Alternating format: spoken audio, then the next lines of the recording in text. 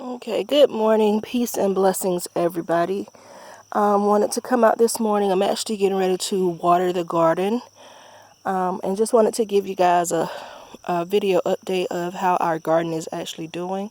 I've had a lot of people to reach out to me and just want a couple of tips and pointers, and so I just wanted to show you guys what we have growing now, and just walk you through some of the things that we're doing.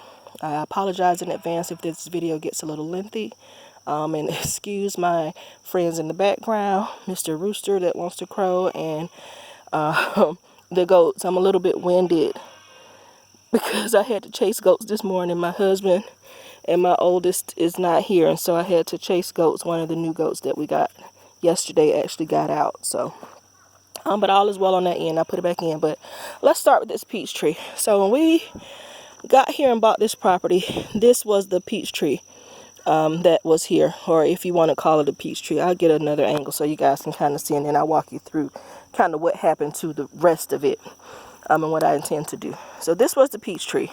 It was already broken down on the back end right here, but there was a lot of branches that were going out in the opposite direction. So if you look at it from this angle, most of the tree is just going this way. Well, if you look a little closer, it was loaded with tons of peaches everywhere, to the point where I had to constantly support the limb. And then I came out about maybe 4 or 5 days ago, and this whole little limb, which supported most of the peaches and the life on this tree, actually broke down into the, I don't know if you guys can see, it broke down in there. So I don't know if it'll live or not. I don't really have the time to really invest in trying to fix it or whatnot. But what I may do is, this piece of new growth here is coming out of the main tree. So I'll probably try to let that piece of bark harden up and then air layer that and that little piece once it gets bark that is semi-hard enough to have a cambium layer on it. But yep, so let's get back to garden. So these are the cucumbers. They are all over the place.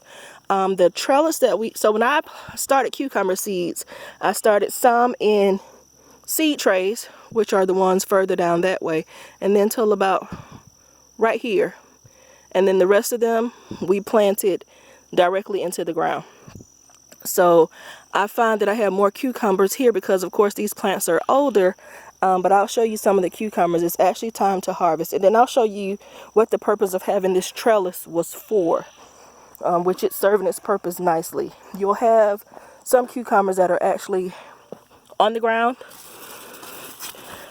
like here, which is a small one. But you'll see the purpose of the trellis. And I'll go around the back to kind of show you that in just a second. But we have cucumbers here that are needing to be picked.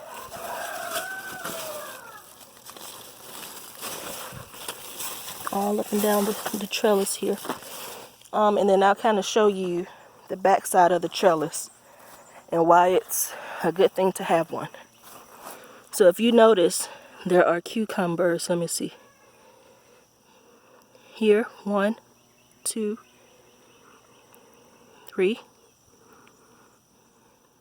4. I don't know if you can see it over there. 5, 6, and 2 more further down. Well, actually more than 2. Let's get an angle this way. You see they're just hanging? And all you have to do is just come around the back of the trellis. So actually that is 1, 2, 3, 4, 5, 6, not ready yet. And then another variety further down here, 7, 8, 9, 10. And so this is the purpose of the trellis. As the cucumbers grow up, see all these flowers have the potential to be new cucumbers, baby cucumbers coming along here. They'll just hang out of the back of the trellis easily and ready to be picked. This is my sweet potato box. Excuse me. We fill this up with hay and pine straw. Well, not pine straw, I'm sorry. Yeah, actually there is a little bit of pine straw, but mostly hay, and then wood chips and compost. So the slips that I grew, we actually planted them in here. And as you can see, it's compressing down. When we filled up the box, we filled it up to about here. And as you can see how much space, the wood chips are compressing down. But what's happening under there as it compresses down, it's turning into a rich compost. So these are the sweet potatoes. The slips are coming along nicely. Well, the slips that we planted are coming along nicely. And we actually put more over here. Our old set of tires that we took off our truck. Here you go. They're coming along nicely. So that's our sweet potatoes and our cucumbers. So we planted beans earlier in the season. They didn't do really well. We planted carrots and beets as well, and they didn't do anything either. And so what we're noticing is that the growing season down here is a little bit different from where we moved from.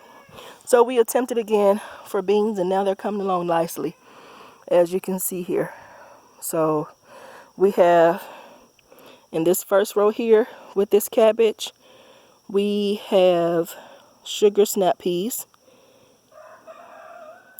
And in this row here, we have red kidney beans all the way down.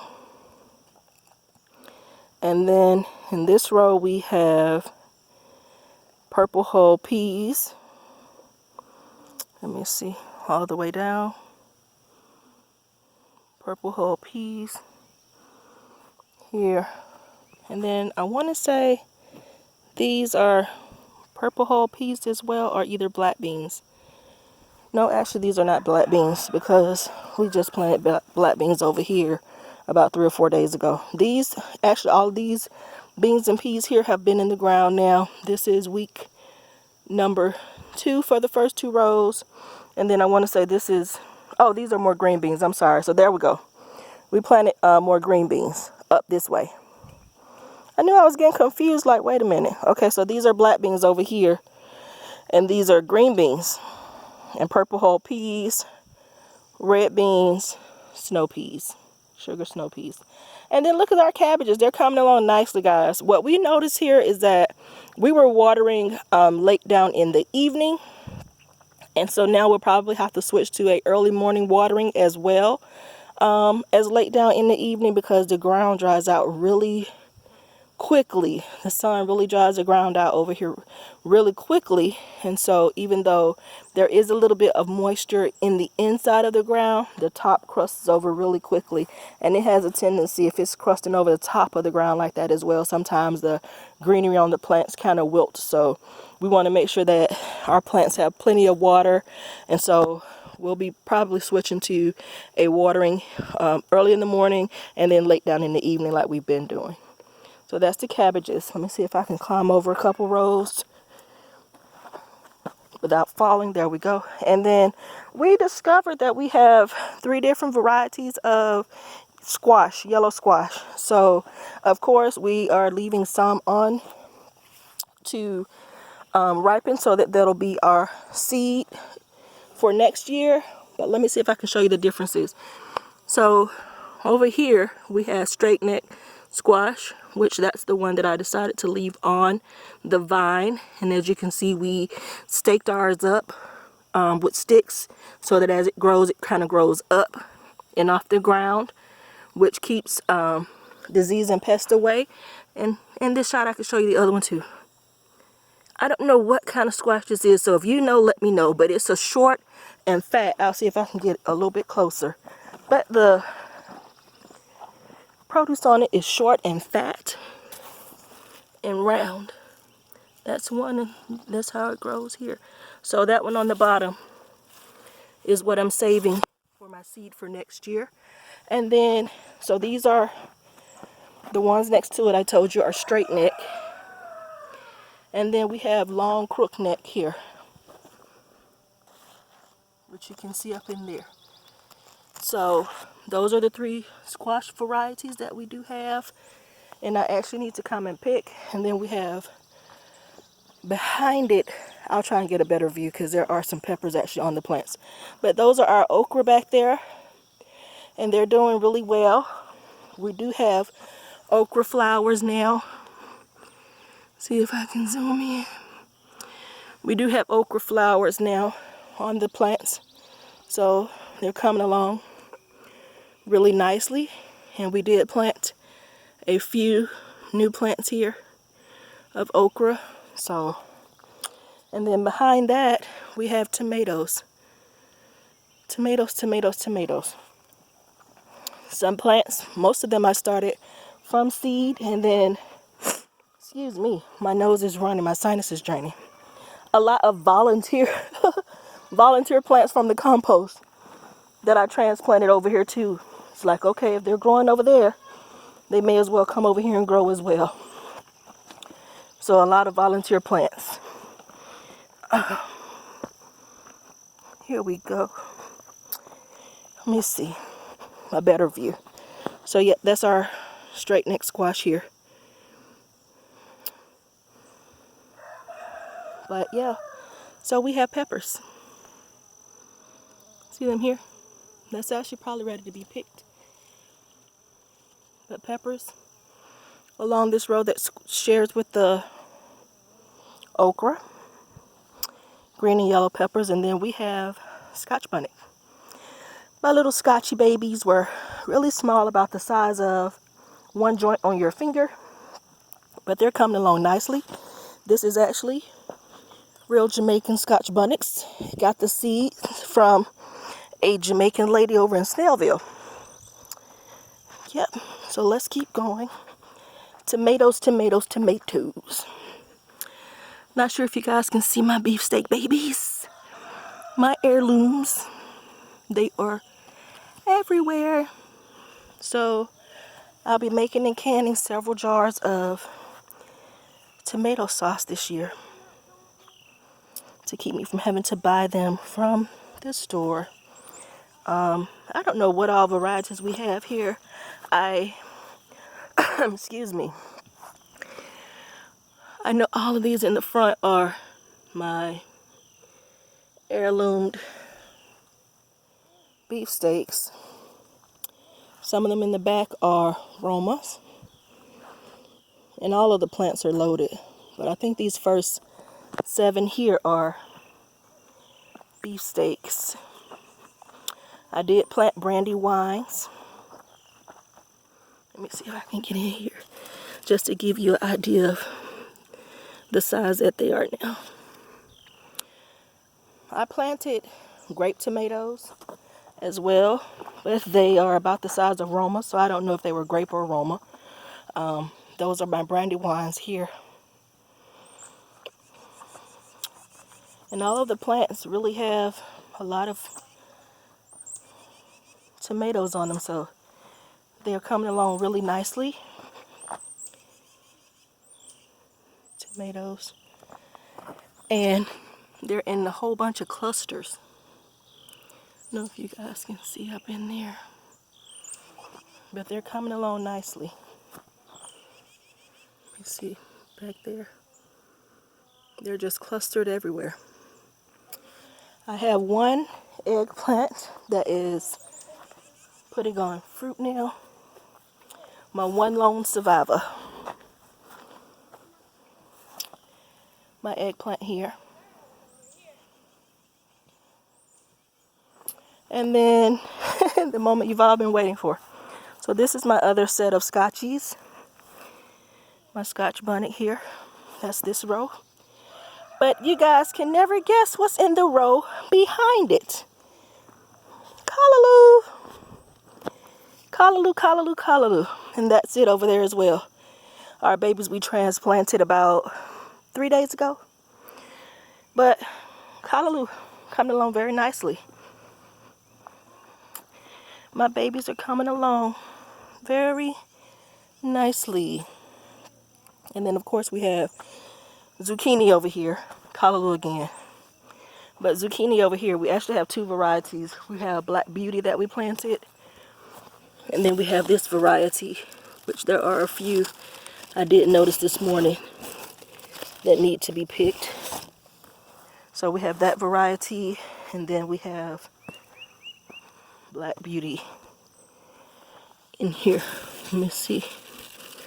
Oh, yeah, there's some Black Beauty in there that need to be picked as well.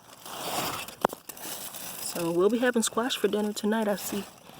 But that's it on our garden tour. Of course, the strawberries are doing really well.